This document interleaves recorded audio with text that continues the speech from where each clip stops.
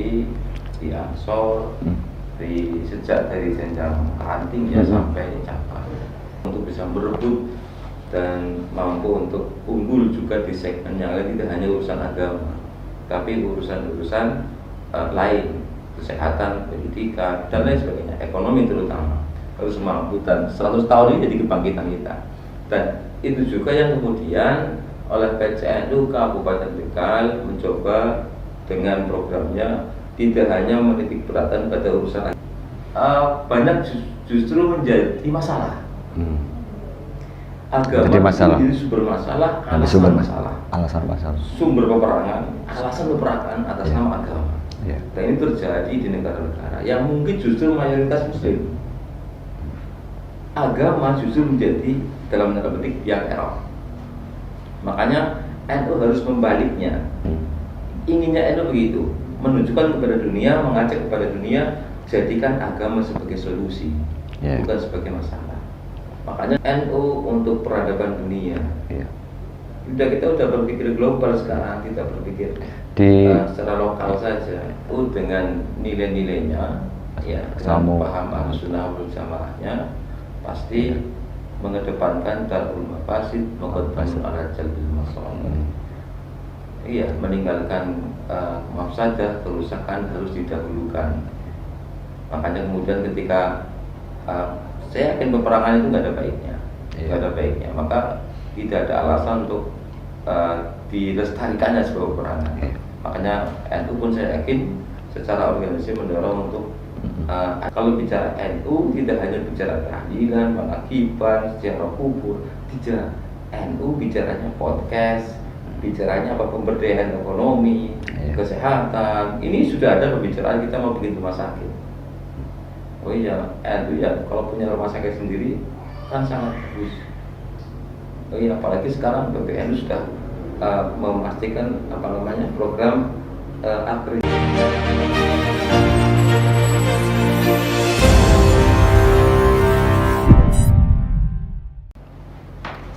Assalamualaikum warahmatullahi wabarakatuh.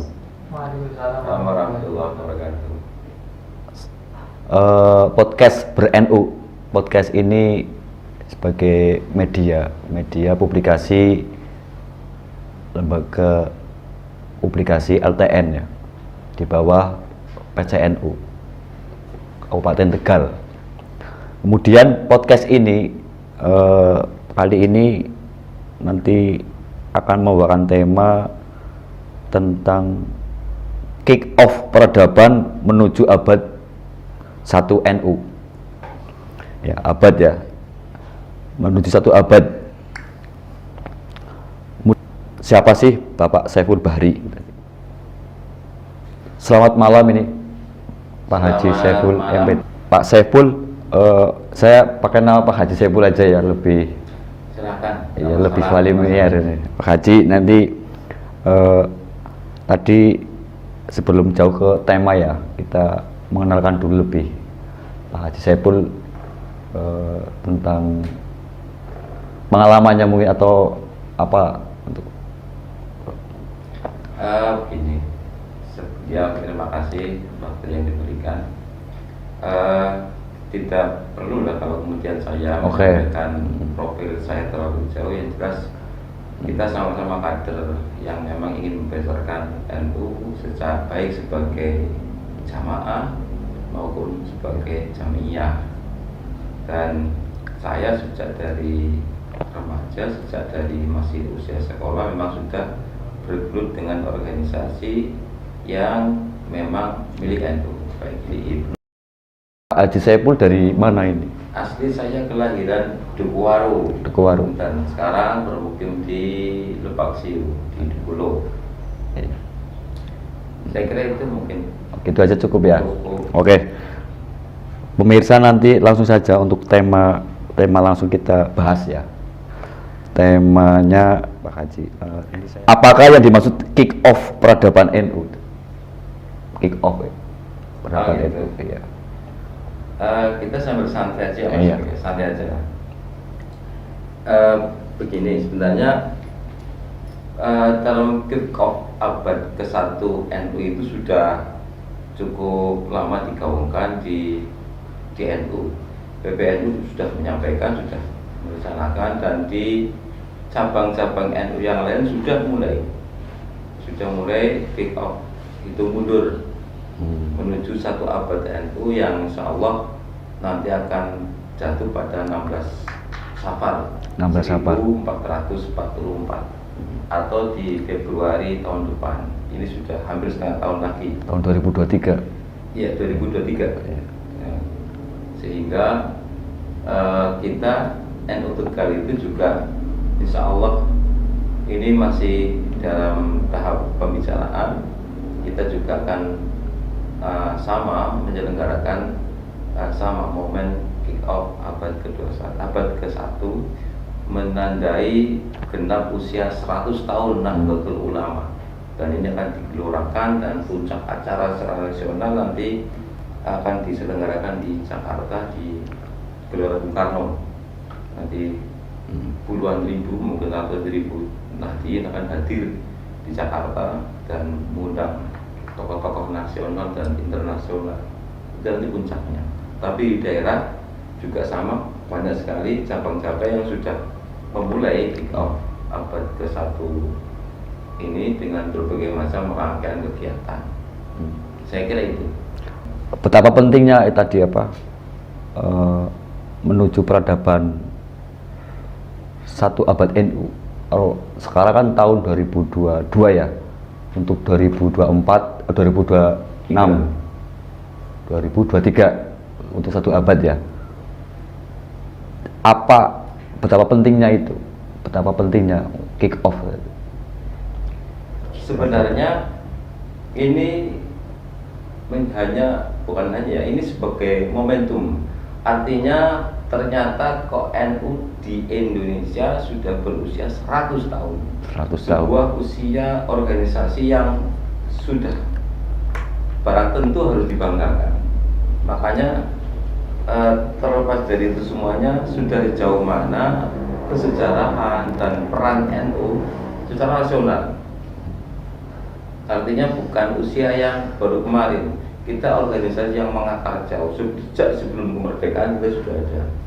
Dan hari ini kebesaran Nahdlatul Ulama juga tidak lepas dari kesejarahannya, juga begitu lama sudah berjalan. Artinya naik turun dan juga semua bentuk cobaan, semua bentuk halangan, tantangan baik secara organisasi maupun secara jamaah sudah dihadapi, dan kita pun juga tidak 1-2 mendapatkan serangan baik internal maupun eksternal, dan buktinya hari ini kita masih eksis sebagai organisasi yang besar, sebagai organisasi yang konsisten menjaga akidah Ahlussunnah wal Jamaah, sekaligus juga organisasi yang salah satu organisasi yang memang secara betul untuk berkomitmen menjaga kesatuan negara Republik Indonesia. Makanya kalau boleh saya berjumawa, maka Indonesia itu hari ini tidak lepas dari peran besar Nahdlatul Ulama yang senantiasa eksis mengawal negara kesatuan Republik Indonesia, dan berbagai macam prestasi yang lain yang memang patut dibanggakan.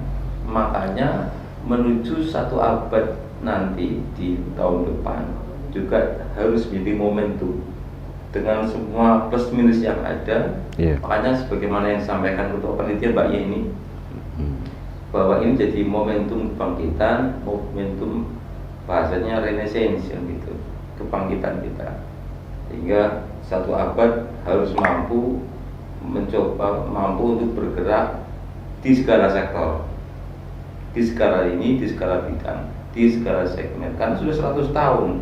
Kalau sudah 100 tahun kita hanya bicara tentang tahlilan, kita bicara tentang manakiban saja, tentang Jamiatul Istimewa saja, tapi kita bicara tentang ekonomi, kita bicara tentang pendidikan, kesehatan, maka kita hanya menjadi konsumen semata.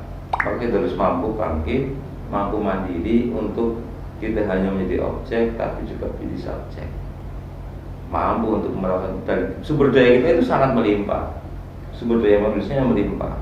Makanya perlu ada kebangkitan untuk mampu mengelola semuanya itu di Indonesia baik, sehingga di satu abad ini harus mampu menjadi titik balik kebangkitan NU di semua segmen kehidupan. Saya kira itu.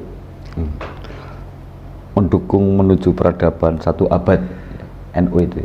Kira-kira program-program PCNU ini, kebetulan beliau Pak Haji Saiful sebagai salah satu pengurus wakil sekjen. Kira-kira apa? Wakil sekretaris ya, wakil sekretaris ya, maaf. Sekjen yang di PP. Wakil sekretaris PCNU ya. Betul. Apa program-program PCNU yang sudah digodok atau yang sudah jalan atau yang nanti kira-kira untuk mendukung ke sana? Ya, makanya kemudian tadi saya sampaikan bahwa NU sekarang artinya kalau urusan kegiatan berjamaah dalam praktik keberagamaan kita sudah selesai, sudah mapan. Sudah mapan, kita nggak di Tegal ya, kita bicara di konteks daerah. Tegal. Walaupun juga tetap harus dikawal. Jadi hari ini tidak ada orang yang takut untuk bertahlilan, tidak ada orang yang takut untuk ziarah kubur. Ini sebagai bagian dari prestasi dan ini harus dilestarikan. Namun di segmen yang lain, di sisi yang lain, ini yang juga menjadi PR besar karena hari ini kita juga mungkin ya kita masih kalah di segmen itu. Makanya sebagaimana yang disampaikan oleh Mbak Yeni dulu di pleno kick off itu begitu, kita harus mampu untuk bisa merebut dan mampu untuk unggul juga di segmen yang lain, tidak hanya urusan agama tapi urusan-urusan lain, kesehatan, pendidikan dan lain sebagainya, ekonomi terutama harus mampu. Dan 100 tahun ini jadi kebangkitan kita, dan itu juga yang kemudian oleh PCNU Kabupaten Tegal mencoba dengan programnya tidak hanya menitik beratkan pada urusan agama semata. Makanya kebetulan mohon maaf juga saya dan kami di PCNU itu kan dimulai dilantik itu di saat pandemi. COVID-19. Secara langsung maupun tidak langsung itu juga mempengaruhi kinerja dan pola manajemen organisasi. Makanya hari ini pasca pandemi pasca pandemi ini menjadi betul-betul pembuktian bahwa kita betul-betul selasa all out 100% sudah mulai bekerja baik secara konsep maupun di lapangan. Artinya hari ini di segmen pendidikan dan juga genjot dengan semua lembaganya. Karena mohon maaf, program itu adanya di lembaga. Jadi lembaga-lembaga inilah selaku pelaksana program PCNU. Makanya kita juga mendorong dan mendampingi, mengevaluasi semua kinerja-kinerja lembaga. Kita punya 18 lembaga. Bayangkan kalau 18 lembaga itu mampu bergerak bersama, kita tidak akan kehabisan program, tidak kehabisan sumber daya juga.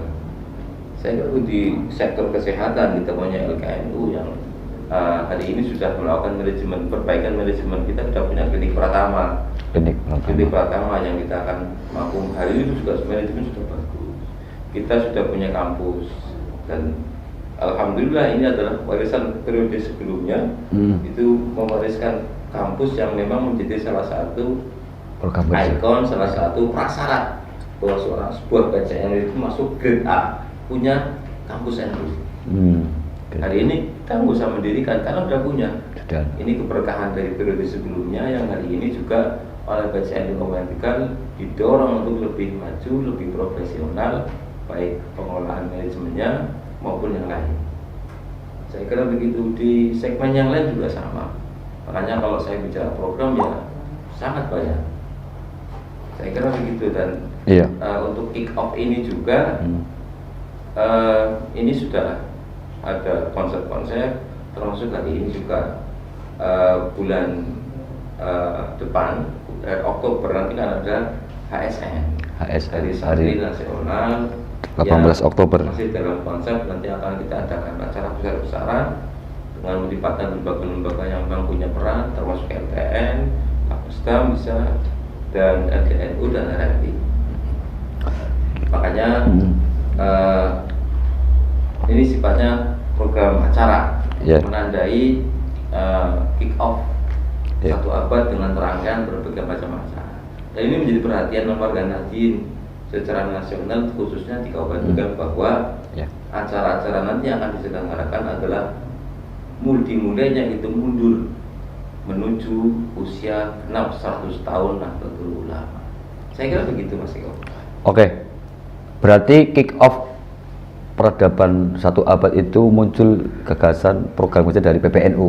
Oh iya. Kemudian diterjemahkan pelaksanaannya di seluruh Indonesia tadi ya. Iya. Kebetulan PCNU Kabupaten Tegal juga tadi sampaikan akan meneruskan, kemudian menjadi menjadi salah satu pelaksana nanti apa yang jadi kick off peradaban.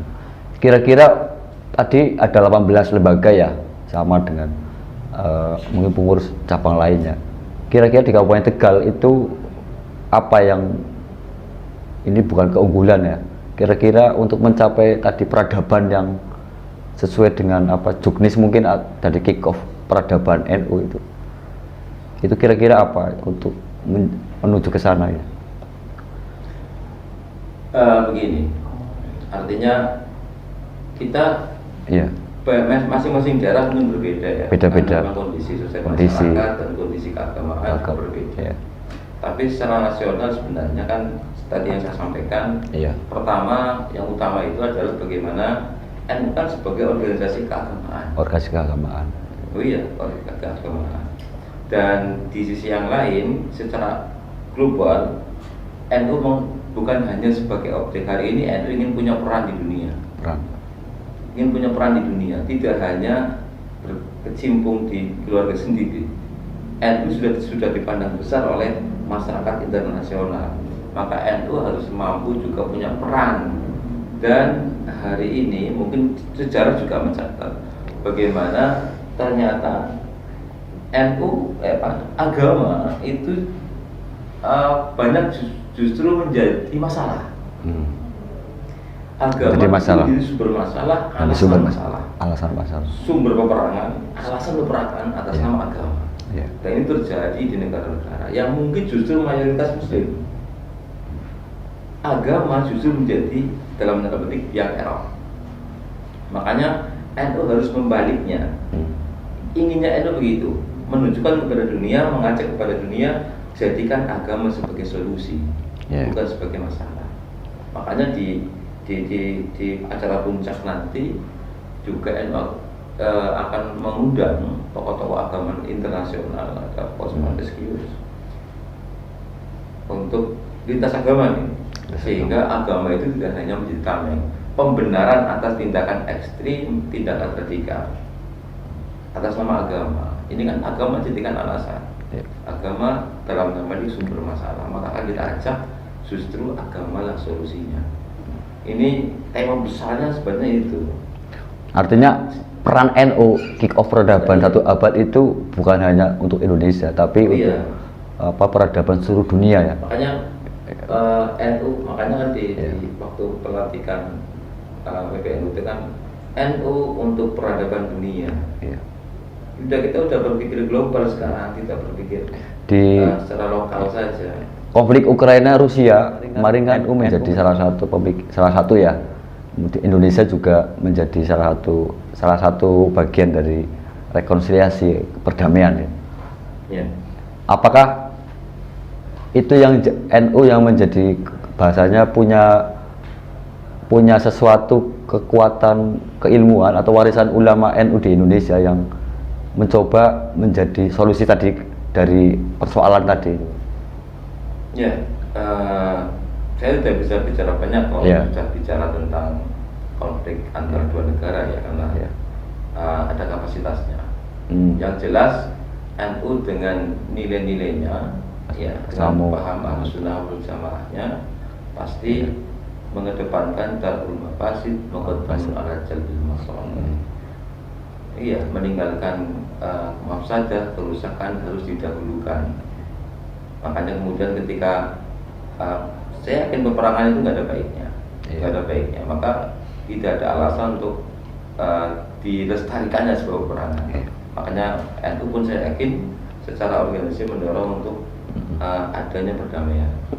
Saya kira itu saja, sehingga NU dengan kebesarannya, NU dengan kebesarannya mungkin relatif bisa didengar oleh para pemimpin dunia. Makanya jangan diam saja. Dengan kebesaran yang kita miliki ya jangan diam saja. Maka orang besar yang bicara dibanding orang kecil yang bicara pasti akan berbeda penangkapannya.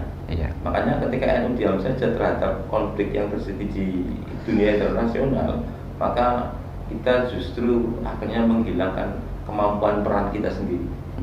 Saya kira begitu. Oke. Terakhir ini, apa yang menjadi harapan Haji Saipul juga bagian dari pengurus cabang NU ya, PCN Kabupaten Tegal. Apa yang menjadi harapan warga NU di Kabupaten Tegal untuk menuju ke sana? Kick off peradaban 1 abad NU. Harapannya apa? Saya kira begini, kalau di internal ya di Kabupaten Tegal sendiri, saya kira sudah tidak bisa ditanya tentang kebesaran kita sebagai organisasi keagamaan. Tapi terlepas dari itu, besarnya kita kan hari ini lebih karena kuantitas. Jumlah. Ya, makanya kuantitas. Lebih banyak, mohon maaf, kebanggaan NU dan mungkin juga di daerah lain adalah kemampuannya untuk mengadakan acara besar. Acara besar, acara yang dihadiri banyak massa, itu sudah menjadi lagu harian warga nanti. Tradisi. Sampai di kelas ranting. Tradisi yang ya, mungkin biasa tidak bisa dilakukan oleh organisasi lain. Sekelas ranting bisa menghadirkan ratusan orang, ribuan orang untuk acara Lailatul Istimewa, pengajian dan sebagainya. Itu NU, makanya besarnya di kuantitas. Besarnya di kuantitas. Kalau bicara pengerahan massa, pengumpulan mobil itu NU hebatnya di situ. Dan itu sudah nggak bisa ditanya lagi. Dan mohon maaf kalau boleh saya berbangga, nggak ada yang menandingi NU di bidang itu. Kalau mau banyak-banyakan massa, gudug-gudugan, kita menang banyak. Tapi kalau bicara kualitas nanti dulu. Makanya disitulah kemudian PR kita bersama. Makanya dengan pendampingan lembaga-lembaga yang memang punya program-program sesuai bidang kelembagaannya kita dorong penuh, sehingga sekali lagi kita nggak kekurangan sumber daya manusia. Banyak kita punya kader-kader Nahdien yang punya kompetensi yang tidak hanya urusan agama. Makanya salah satu kenapa kemudian kita di awal dilantik dalam kondisi pandemi dengan segala macam bentuk keterbatasan yang memang tidak bisa melakukan kerja-kerja organisasi sebagaimana mestinya, itu juga ada keberkahannya. Artinya apa? Sehingga ada konsentrasi pekerjaan yang harus dialihkan dari kerja-kerja lapangan, pengumpulan massa menjadi kerja-kerja digital. Sehingga digital termasuk hari ini ya keberkahannya karena COVID ya. Waktu COVID teman-teman di IPNU, di Ansor kan begitu, banyak mengadakan podcast, live streaming. Itu karena apa ya? Karena pandemi tidak bisa mengumpulkan massa. Dan itu keberkahan. Ternyata kita mampu untuk itu, kita mampu untuk meramaikan, bahkan mungkin merebut pertarungan di dunia maya. Dan itu juga harus kita beli itu, dalam tanda petik ya, harus kita rebut itu.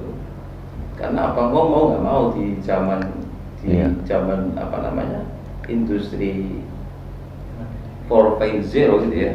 4.0. Ya, 4.0 itu ya. Menuju 5.0 ya. Sudah naik ya. Sekarang itu sudah tidak begitu, agak kabur sebenarnya. Mana dunia nyata, mana dunia maya. Oh iya, dunia nyata, dunia maya sekarang itu seolah-olah sudah menjadi dunia nyata.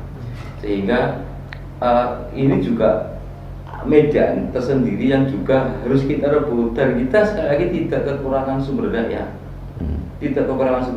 Ini yang mungkin harus dipahami. Makanya kalau bicara NU tidak hanya bicara tahlilan, manakiban, sejarah kubur, tidak.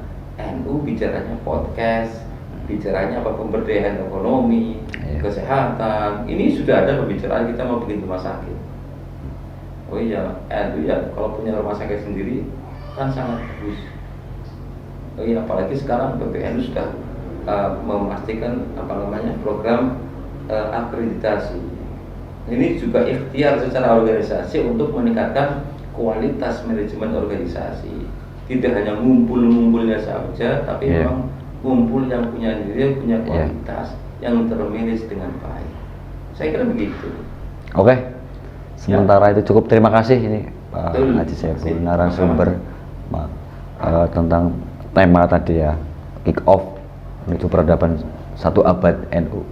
Mudah-mudahan podcast ini yang diselenggarakan oleh LTN ya, Lembaga Tahun Nasr PCN Kabupaten Tegal, menjadi manfaat, menjadi informasi yang sangat penting, karena dengan tadi disampaikan Pak Haji Saiful, dengan kondisi apapun kreativitas kita muncul, kemudian podcast ber-NU ini akan mendukung, akan terus membantu program-program PCNU Kabupaten Tegal. Mudah-mudahan apa yang diprogramkan PCNU Kabupaten Tegal itu bagian, dan pastinya bagian dari kick off peradaban 1 abad NU.